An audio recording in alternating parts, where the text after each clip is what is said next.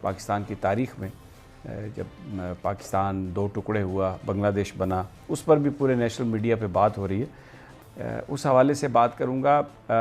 ہر طرف میڈیا میں ہمیں یہ تو خبریں مل رہی ہیں کہ بھارت کی سازش تھی، اس میں کوئی شک نہیں بھارت کی سازش تھی۔ پاکستان کے اداروں پر پاکستان کے لوگوں کا اعتماد مجروح کرنے کے لیے بھارت نے، مکتی بانی نے بڑی ایک گیم بنائی اور اس میں وہ کسی حد تک کامیاب رہے۔ انٹرنیشنل اسٹیبلشمنٹ بھی ان کے ساتھ تھی۔ ظفر ہلالی صاحب، ایسا لگتا ہے کہ یہ بس سب کچھ انڈیا کی ہی ایک سازش کی وجہ سے ہوا ہے اور ہم تو سارے کام ٹھیک کر رہے تھے، آپ کیا کہتے ہیں؟ کافی غلطیاں تھیں کہ ہم نے ہمارے بنگالیوں بھائی کے ساتھ، ان کے ساتھ ہمارا رویہ ٹھیک نہیں لیا، اور یہ سب چیزیں تو صحیح، مگر یہ میں کہوں گا آپ سے کہ یہ جو سازش تھی الگ ہونے کا، یہ ناٹ ایٹ آل کہ یہ سب پاکستان کا قصور تھا، بالکل نہیں۔ یہ بنگالیوں خود اور خاص طور مجیب الرحمان، تاج الدین اور عوامی لیگ، تو پھر that was the result۔ لیکن بہرحال یہ بات آپ کی صحیح ہے کہ اس میں کچھ ہمارا قصور بھی تھا، اور اگر ہم اپنے معاملات اگر درست رکھتے تو یہ جو انڈیا کی سازش تھی شاید ہو سکتا ہے کچھ اس میں تاخیر ہو جاتی، وہ جو مقامی آبادی ہے وہ شاید اس پروپیگنڈے میں نہ آتی۔ لیکن آپ درست فرما رہے ہیں کہ اس وقت جو کچھ بھی ہوا وہ اس میں بہت سارے ایسے فیکٹرز ہیں جنہوں نے اس آگ کو بھڑکایا، اور جو انڈین سازش تھی وہ پھر اس میں مکمل طور پر وہ کامیاب ہوئے، اور جو دنیا کی اسٹیبلشمنٹ تھی، ہم سے وعدہ تو ہوتا رہا کہ وہ آ رہا ہے بحری بیڑا اور پتہ نہیں کہاں پہنچ گیا ہے، بس آنے والا ہے اور سب کچھ ہونے والا ہے، بٹ نتھنگ ہیپنڈ، اور پاکستان جو ہے وہ پھر دو لخت ہو گیا، وہ پھر بنگلہ دیش بن گیا۔ بالکل بھارت اور چائنا کے بیچ میں بھی، کیونکہ ابھی پوٹن جو ہے وہ نئی دلی سے ہو کے آئے ہیں، سو what do you make out of it? What is going to happen? Putin نے روس کا ابھی اس کا جو $600 بلین یا $400 بلین جو کمایا ہے انڈیا سے، اس پہ ایک قسم کا اوبلیگیشن ہوتا ہے کہ وہ جا کے ہندوستان کے کہنے پہ کچھ کوشش کریں۔ پاکستان کو ختم کرنے کے لیے یہ مودی کچھ بھی کر سکتا ہے کیا؟ اب آپ کا سوال یہ ہے کہ ہمارا اس پہ کیا امپیکٹ ہونا چاہیے؟ سمیع صاحب، ایک چیز یاد رکھیں، ہمارا سب سے بڑا دشمن ہے ہندوستان۔ اس کا پاپولیشن ہمارے سے 7 گنا زیادہ ہے، اس کی اکانومی 9 گنا زیادہ ہے، اس کا فوج 4 گنا، نیوی 8 گنا، ایئر فورس 6 گنا زیادہ ہے۔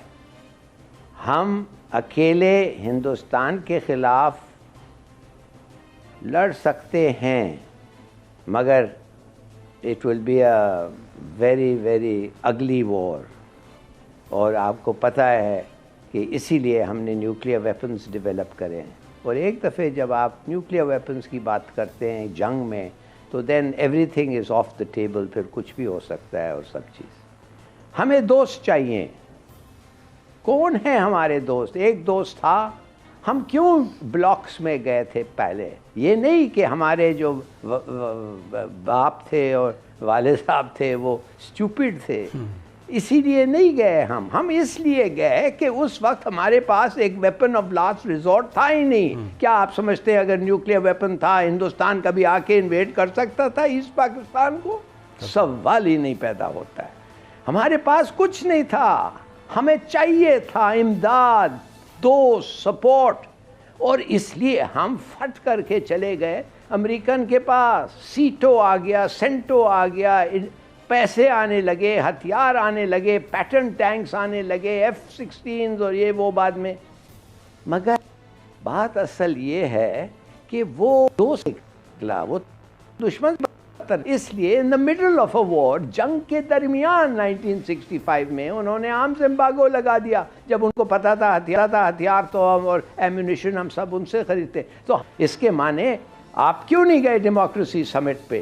اس لیے، اور صحیح کیا آپ نے، اس لیے کہ چین کو اچھا نہیں لگتا تھا، اور جتنا چین آپ کے لیے سیکریفائس کیا ان ٹرمز آف فرینڈشپ اور آپ کو مدد کیا ہے، اور کروشل ٹائمز پہ آپ سمجھتے ہیں کہ آپ کا فرض بنتا ہے ایسے دوست کے ساتھ اس کے وقت پہ آپ ان کے ساتھ کھڑے رہیں۔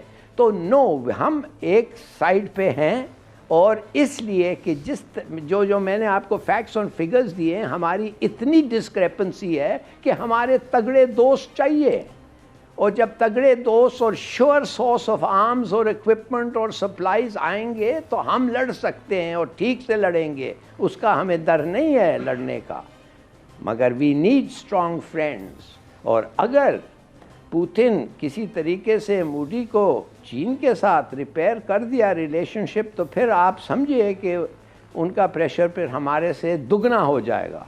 اب اگر کچھ کم ہے تو اس وقت دگنا ہو جائے گا. اچھا ہلالی صاحب، آپ فرما رہے ہیں روس کے ساتھ جلد سے جلد جتنے تعلقات بڑھا سکتے ہیں. آپ درست فرما رہے ہیں کہ ہمیں طاقتور دوست چاہیے. تو ہمارا طاقتور دوست کون ہوگا؟ ہم اس وقت جو ہماری حالت ہے، ہمیں پیسے چاہیے، سعودی عرب سے پیسے لیے ہیں، سب کچھ لکھ کے دے دیا ہے بقول چودھری سرور کے، IMF کو سب کچھ لکھ کے دے دیا ہے. سعودی عرب بھی جو پاکستان سے باہر پراپرٹیز ہیں 72 گھنٹے کے نوٹس پہ پیسے واپس مانگے گا، نہ دے سکے تو اس کو قبضہ کر لے گا، اس کو کنفسکیٹ کر دے گا. UAE میں ہماری جو سب سے بڑی طاقت ہے پاکستانیوں کی، وہ فورن ریمیٹنس تھا. UAE میں ابھی آپ نے دیکھا اسرائیل کے وزیر اعظم ہو کے گئے، 2 گھنٹے کی جو میٹنگ شیڈیول تھی وہ 4 گھنٹے میں گئی، اور اس کے بعد وہاں پر جو ڈسکریمنیشن ہو رہی ہے، جس طرح لوگوں کو واپس بھیجا جا رہا ہے، اب وہ تو بالکل ایسا لگ رہا ہے کہ جو ایک پاکستان کے لیے جہاں پر ایک بہت اچھے جذبات تھے ہمیشہ، اب وہاں پر انڈین انفلوئنس آ گیا ہے، اسرائیلی انفلوئنس آ گیا ہے. اور ویسٹرن میڈیا یہ رپورٹ کر رہا ہے کہ پرنس محمد خان اپنے انٹرویوز میں بالکل اس بات پر زور دے رہے ہیں کہ اسرائیل کے ساتھ تعلقات ہم بہتر بنائیں گے. تو ہمارا کون ہوگا دوست طاقتور؟ ہم کدھر جائیں گے؟